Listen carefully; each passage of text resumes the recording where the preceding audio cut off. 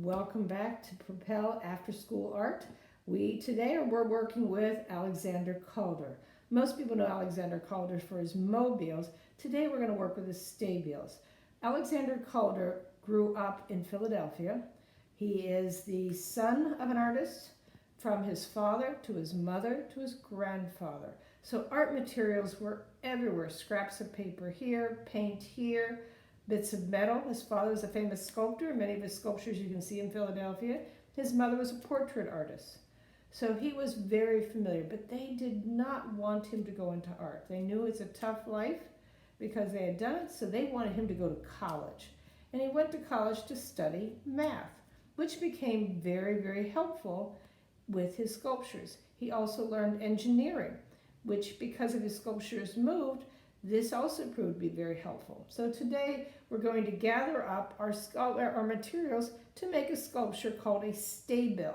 And a stabile is a sculpture that does not move, but it gives you the feeling like it might be able to move, or it could take up a different form of space. So I'm gathering up all sorts of pieces of cardboard. You can see some of it is just plain cardboard. Maybe I painted it, or I took boxes, or even the cardboard that you find in the larger boxes that have texture on it. This is called corrugated cardboard. And what I'm going to do, and again, this sculpture does not require glue, so you can see all I have here is a pencil, a pair of scissors, and my cardboard.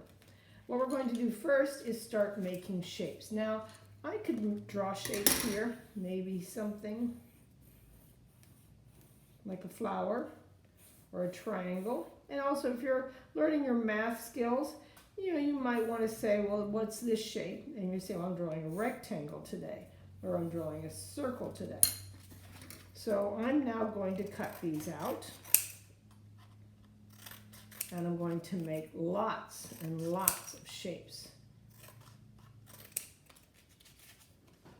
I cut my rectangle out, and you can see I could use a ruler if I wanted to. Or if I'm happy just using my scissors, cutting out all sorts of delightful shapes.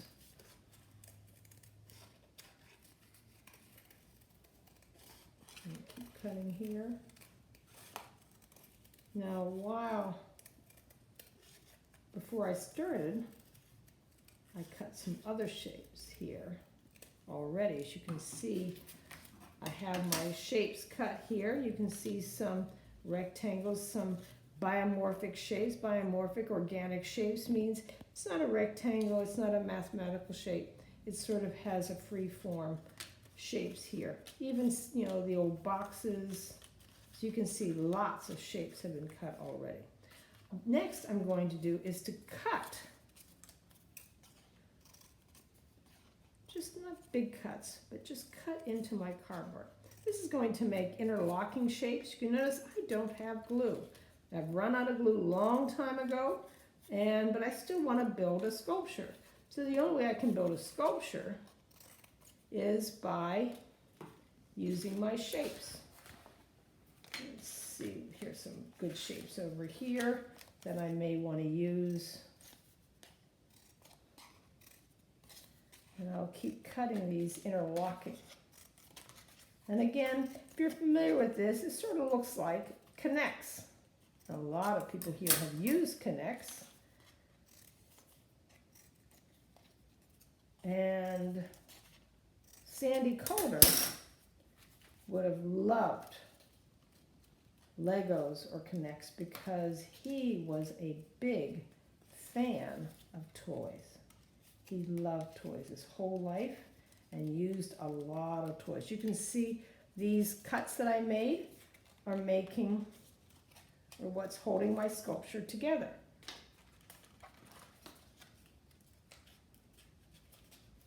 And it locks in.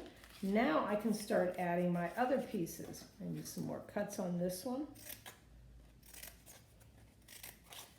And I can start adding my shapes. And you can see they're holding up without any glue. They're just standing there on their own. I'll put this one way back here.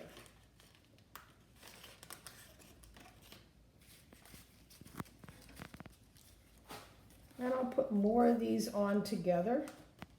Keep building on top of. And again, the first thing you have to realize is why hasn't it fallen over? So you really have to think of your balance. If I put something way, way big up here, like this, what's going to happen to my sculpture? It's going to fall over. So you have to really think about balance. You know, you have to make sure that what you're putting there will stay up. And if it falls down, that's okay. You don't have to worry about that. And again, I can move things around. The other thing we didn't even talk about is texture. We could have used this corrugated board to give a really great texture to my sculpture as well. And I could then add this, and you can see I can keep changing. What's nice about this is that even when I'm done, I can take it apart and I can do it again. So it's sort of like I've made my own toys, like Alexander Calder. Here's another one that I've worked on, so you give you an idea of all the different things you can do with your different pieces of cardboard to make a sculpture. All right, we hope to see you again next week. And again, send me pictures. I really would love to see pictures of your sculptures. Challenge your family to see how big can you make it. I've made these, and you can see they're only about 6 inches. Can you build one this big? You know, how tall can you build it? So again, send me your tallest sculpture made out of only scraps of paper, cardboard, scissors, and no glue. All right, see you next week.